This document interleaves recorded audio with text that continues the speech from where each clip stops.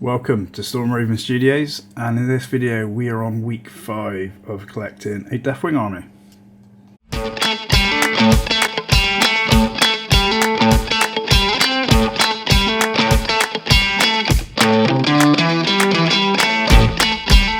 Right, so this week in painting Deathwing we're on week 5, and what I've done this week is I've started a 5-man Terminator Squad.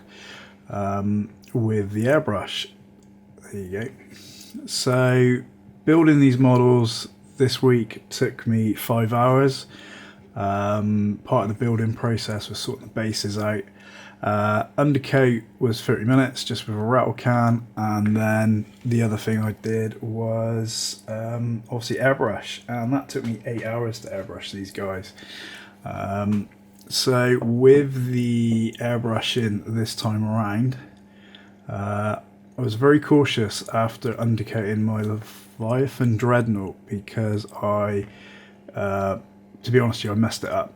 So I was very cautious, took my time, very patient. PSI was quite low, and just building up the highlights on these guys. There you go.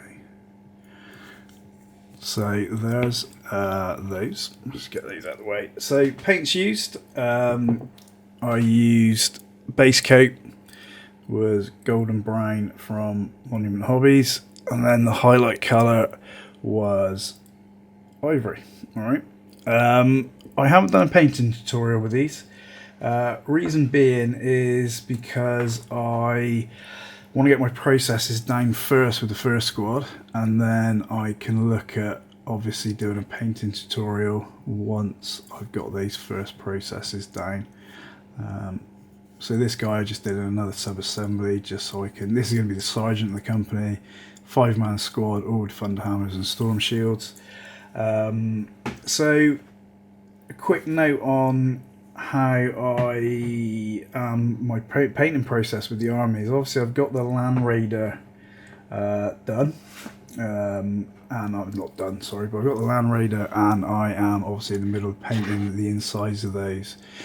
Next step with these is going to be details and pin lining. Now the problem that you have when you airbrush something is if I mess up with the pin lining, to match the colour is going to be very difficult, because these are obviously not solid colours like you would get out the pot, because obviously with the airbrush it just lays down different layers of it, and what you do is to get the highlights you just lay down more layers and build up the opacity of the paint.